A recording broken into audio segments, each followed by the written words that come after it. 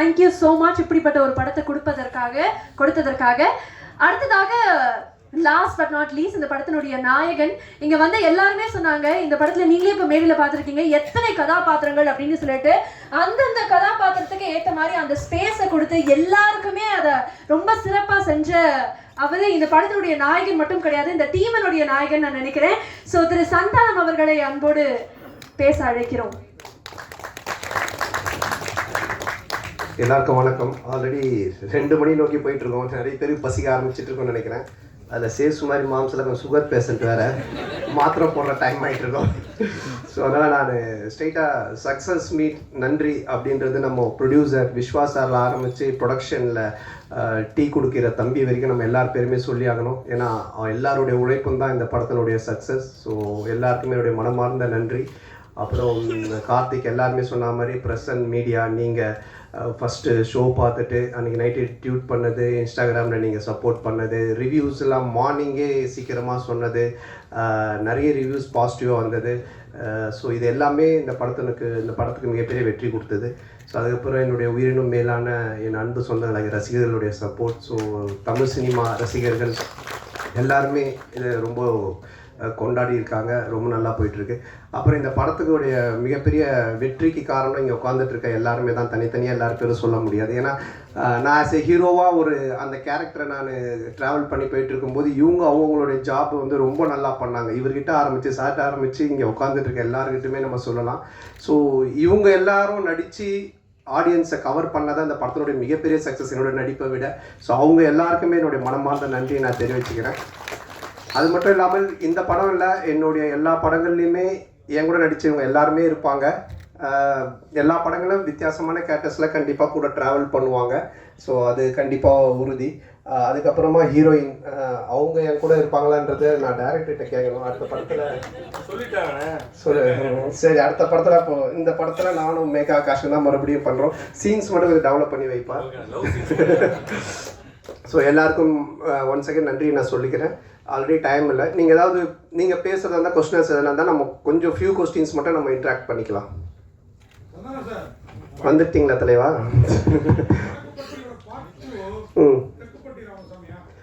இல்லை, தெற்குப்பட்டி தென்ராசு அப்படின்னு சொல்லி நாங்கள் ஒன்று யோசித்து வச்சுருந்தோம். ஆக்சுவலாக வடக்குப்பட்டியிலேருந்து அந்த சைடு போயிட்டோன்னு. பட் இப்போது அதை விட வேறு ஒரு ப்ராஜெக்ட் போயிட்டு இருக்கிறதுனால இது கண்டிப்பாக பண்ணுவோம். அது நீங்கள் பார்க்குறவங்க தான் முடிவு பண்ணிக்கணும். ஆத்திகராக பார்த்தீங்கன்னா இது ஒரு ஆத்திகர் படமாக தெரியும், நாத்திகராக பார்த்தீங்கன்னா இது ஒரு நாத்திகர் படமாக தெரியும். ஏன்னா மக்கள் வந்து ரெண்டுமே மிக்சடு, எல்லாருமே கலந்து சினிமா என்ஜாய் பண்ணுன்றதுனால அப்படி ஒரு கிளைமேக்ஸாக டேரக்டர் வச்சுருக்காரு. நீங்கள் ஆத்திகரா நாத்திகரா? அப்போ சாமி படம் தான். சார் அதே மாதிரி ஹீரோயின் உங்கள் படம் எல்லாத்துலேயுமே பிரமாதமாக இருப்பாங்க, இந்த படத்துலையும் பிரமாதமாக இருக்காங்க. ஆனால் அவங்களோட ஒரு நல்ல ஒரு டூயட்டோ இல்லை லவ் சீனோ இல்லை. அதை இப்போ கேட்டீங்க. அடுத்த படத்தில் இந்த படத்தில் காமெடி எல்லாமே எக்ஸ்ட்ரான ஜனரஞ்சகமாக பிரமாதமாக இருந்தது. அந்த விஷயம் எங்களோட அந்த ஃபீலிங்கும் இல்லை. உங்களுக்கு இது நான் எழுதி கொடுத்து கேட்ட மாதிரியே இருக்கும். யாருன்னா பார்த்தாங்கன்னா இவன் மனசில் இருக்கிறதெல்லாம் அவன் மூலமாக கேட்குறாங்களே. இல்லை, இப்போ கூட நான் சொல்கிறேன், இந்த காஸ்டியூமும் இந்த ஹேர் ஸ்டைலும் வேறு யாராவது போட்டு வந்தாங்கன்னா நன்னு படத்தில் வர பேய் மாதிரி தான் இருப்பாங்க. ஆனால் அவங்கள பாருங்கள் எவ்வளோ பியூட்டிஃபுல்லாக இருக்காங்கன்னு. இவங்களோட எந்த சீனுமே இல்லை தான். நான் தான் கேட்டேன் கார்த்திக்கிட்ட, இவனும் உங்களை பேர் தான் வச்சிருக்கேன், ஆனால் இந்த ரசனை வர மாட்டேது, நான் என்ன பண்ணுறது? அதனால் அடுத்த படத்தில் கண்டிப்பாக வச்சிருக்காரு. கேட்டுங்க, அவங்க கேட்குறாங்க, நான் கேட்கலங்க. இந்த படத்துல பெரியார மீன் பண்ணி கொண்டு போற மாதிரி போயிட்டு கடைசியில கடவுள் இருக்கார் அப்படின்னு சொல்லிட்டீங்க.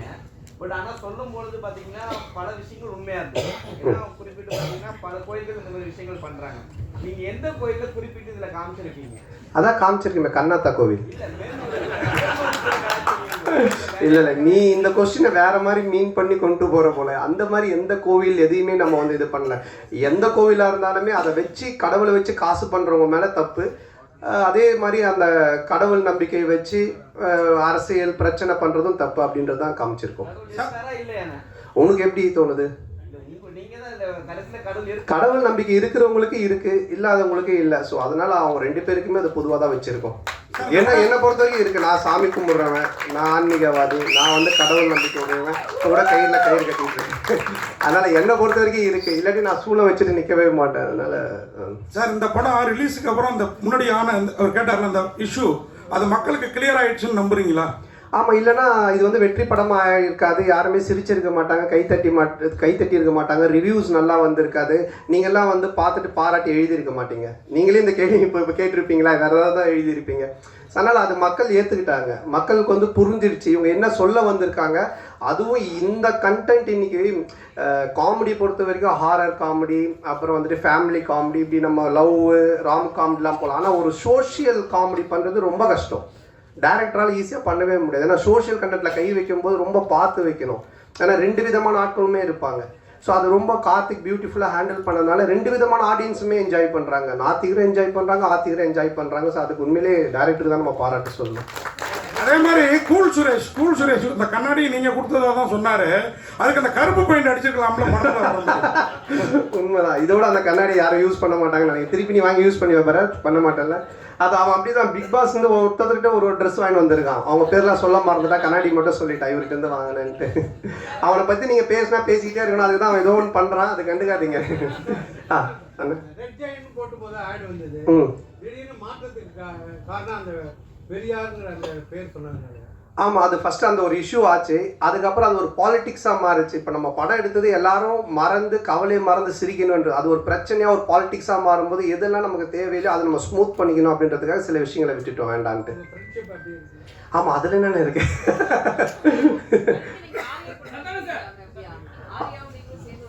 ஆமாம், அதில் ஒரு ஹீரோயின் கிடச்சிட்டாங்க, இன்னொரு ஹீரோயின் மட்டும் கிடைக்கல. கொஞ்சம் அப்படியே பார்த்துக்கிட்டு இருக்கோம். பத்திரிகை உலகின் நயன்தாரா மட்டும் இருக்கீங்க, அனுஷ்கா காணோம். அனுஷ்கா வரலையா? அதை விட முக்கியமான இது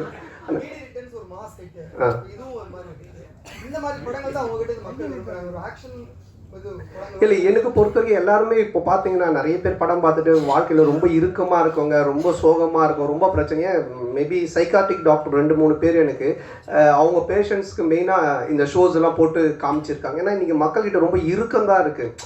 எல்லாருமே முகத்தில் ஒரு சோகம், ஒரு சந்தோஷமே இல்லை.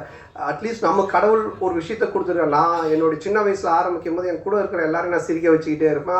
அது வந்து பாலாஜி அண்ணனோட சேர்ந்தேன். அப்போ அவர் வந்து பாப்பா என் கூட டிவியில் நடிப்பான்னு எனக்கு கூப்பிட்டு வந்தார். அப்புறம் அந்த காமெடி பார்த்துட்டு சிம்பு கூப்பிட்டு எனக்கு மன்மதனில் சான்ஸ் கொடுத்தார். ஸோ என்னோட நோக்கம் எதுவாக இருந்துச்சுன்னா என்னை சுற்றி இருக்கிறவங்கள சந்தோஷமாக வச்சுக்கணும், சிரிக்க வைக்கணும். அது கடவுள் எனக்கு ஒரு லைஃப் கொடுத்தாரு, ஒரு சினிமான்னு. அப்போது அதை நம்ம செய்யணும் அப்படின்றதான் என்னோட நோக்கமாக இருக்குது. அதை நோக்கி தான் நான் போயிட்டு இருக்கேன். என்னோட படங்கள்னால நீங்கள் வந்து சிரிக்கலாம், கவலையை மறந்து என்ஜாய் பண்ணலாம். இது மட்டும் சொல்லுங்க. படம் ஃபுல்லாக சூப்பராக இருக்கு. ஆனால் வந்து கட் சீன் வேறு அதை விட நல்லா இருக்கு. நீங்க இல்லன்னு சொல்லிட்டு அதை கட் பண்ணிட்டீங்களா இல்ல டைரக்ட் பண்ண வேலையா? இல்ல என்னன்னா ஒரு ஃபுல் லென்த் பார்க்கும்போது உங்களுக்கு கதை நகர்ந்து போகும்போது சில சீன்ஸ் ரொம்ப காமெடியா போயிட்டு இருந்தாலும் கதைக்குள்ள போனா கொஞ்சம் லேக் ஆகும். அப்போ அது வந்து எடிட்டர் எங்க எடிட்டர் சாரா அவர் கையில இருக்கு, எங்க கையில கிடையாது. அவரே வந்து கட் பண்ணிடுவாங்க. அதுக்கு தான் அவரு வேலையா கொடுத்து வச்சிருக்காங்க. இல்லைங்க இது காமெடி நல்லா இருக்கு, ஆனா பட் இங்க கதை கொஞ்சம் மிஸ் ஆகுதுன்னா அவர் கையில இருக்கு அந்த கத்திரி. சந்தானம் சார், அதே மாதிரி முன்னாடிலாம் நீங்க ஹீரோவுக்கு நண்பராக வர்றப்போ கூட உங்களையே பார்த்துட்டு இருக்கணும்னு தோணும். இப்போ நீங்க ஹீரோ ஆன பிறகு உங்க கூட இருக்கிறாங்களா பெசேஸ், மாறன், ரவி மரியா சார், கூல் சுரேஷ், இவங்களெல்லாம் அவங்களுக்கு ஸ்பேஸ் கொடுத்து நடிக்கிற மாதிரி தெரியுது. இந்த மாற்றம் எதனால, எப்போலேருந்து நடந்தது? இல்லைண்ணா, இப்போ ஒரு காமெடின்னா அந்த காமெடி நடக்கிறதுக்கு மற்றவங்க சுற்றி இருக்கிறவங்க அதுக்கு ஆக்ட் பண்ணணும், அதுக்கு ஸ்பேஸ் தரணும்.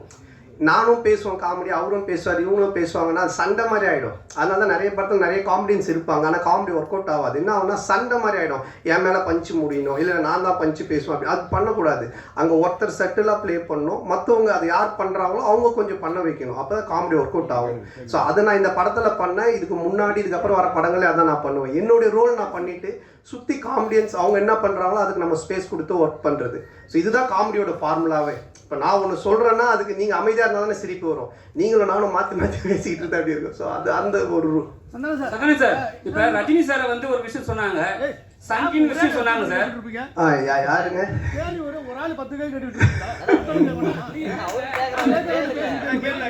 சரி அண்ணன் கேட்க முடியும். அண்ணன் கேளுங்க, நீ கேளுங்க.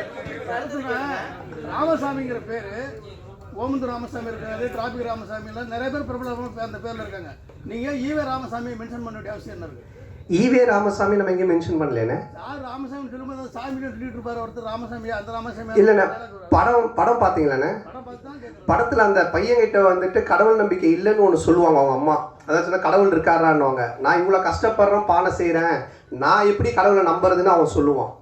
அதுதான் அந்த கேரக்டர் கேட்பாரு, நம்ம ஜம்புலி ஜெகன் கேட்பாங்க. யாரு ஏமா சாமின்னு சொல்லிட்டு இருப்பாரு. சரி, இது வந்துட்டுண்ணே நம்ம வந்து ரைட்டர் இருக்காரு. இல்லைண்ணே, இப்போ வந்துட்டு நீங்கள் குப்புசாமி, கந்தசாமி எந்த பேர் வேணாலும் வைக்கல நம்ம படத்தில்.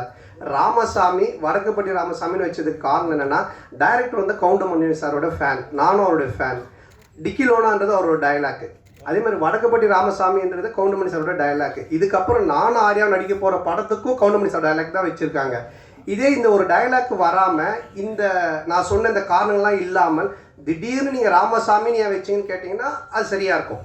ஆமா, நீங்க தான் சொல்றீங்க சாமி இல்லைன்னு. அண்ணா ஒரு கொஸ்டின் தான் சொன்னீங்க, 4 கொஸ்டின் கேட்டுக்கிறீங்க. அண்ணா இங்க பாருங்க அண்ணா, இங்க பாருங்க. இல்லை அண்ணா, ஒரு நிமிஷம் முடிச்சேன் சார். அண்ணா உங்கள் பேர் என்னண்ணே? அண்ணாதோர. அப்போ நீங்கள் வந்து ஏடிஎம்கேல வந்துட்டு இதுவாக இருக்கீங்களா? டிஎம்கே வந்துட்டு ஏன் நீங்கள் அண்ணாதோரன் பேர் வச்சிருக்கீங்க அப்படின்னு கேட்டால் என்ன சொல்லுவீங்க? என்னென்ன அடுத்த கொஸ்டின். அண்ணா சோசியல் மீடியால வந்து சங்கின் வந்து ஒரு பெரிய ஆக்டரை சொல்லியிருந்தாங்க. அதுக்கப்புறம் நீ அந்த ஈவேரா மேட்டர் எடுத்துன்னு வந்து உங்களையும் வந்து சங்கின்னு சொன்னாங்க. அதுக்கு ஏதாவது பதில் இருக்கா உங்களுக்கு?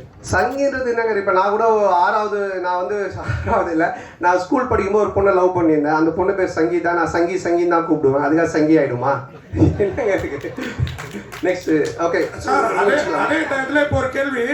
இதான் நேர்கள் ரவி சார் பேசுகிறப்போ வடக்குப்பட்டி ராமசாமிக்கு சலாம் போடுங்கன்னாரு. லால் சலாம் ரிலீஸ் ஆயிருக்கு, அடுத்த வாரத்தை நோக்கி போறதுனால அந்த டயலாக யூஸ் பண்ணாரா தெரியலீங்களா? சார்கிட்ட தான் கேட்குறேன் அவர் என்ன மீனிங்ல சொன்னார் அப்படின்னு சொல்லிட்டு. ஆனால் ஏதாவது முடிச்ச லாஸ்ட் கொஸ்டினா? டைரக்டர் பேசிக்கும் போது ஒன்று சொன்னாரு, உங்க ஹீரோயின் மேகா அழகா இல்ல மேகா அம்மா அழகா? மேகா அம்மா அழகுன்னு யார் சொன்னது? நானா டைரக்டரா? இல்லை கண்டிப்பாக 2 பேருமே அழகு தான். ஸோ அதனால் ரொம்ப சந்தோஷம் உங்கள் எல்லாருமே சந்திச்சதில். ரொம்ப இவ்வளோ நேரம் பொறுமையாக இருந்து இந்த ஒரு வெற்றி சக்ஸஸ் மீட்டுக்கும் சப்போர்ட் பண்ணிட்டு இருக்கவங்க எல்லாருக்குமே ரொம்ப நன்றி. தொடர்ந்து சப்போர்ட் பண்ணுங்கள். நீங்கள் எனக்கு சப்போர்ட் பண்ணுறது, யாரெல்லாம் சிரித்து இந்த படம் பார்த்து என்ஜாய் பண்ணுறாங்களோ அவங்க எல்லாருக்குமே நீங்கள் சப்போர்ட் பண்ணுறதுக்கு சமமான ஒரு விஷயம். ஸோ எல்லாருக்குமே என்னுடைய மனமார்ந்த நன்றி. தேங்க்யூ. ஒரு பெரிய நன்றி. இந்த தருணத்துல உங்களோட சேர்ந்து இதை செலிப்ரேட் பண்ணணும் அப்படிங்கறதுக்காக ஒரு பியூட்டிஃபுல்லான கேக் கட்டிங் ஒகேஷன் இது.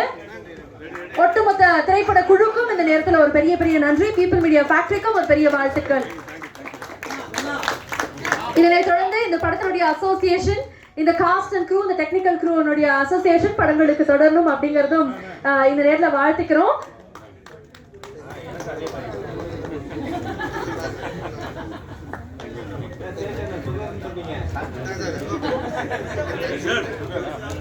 Thank you.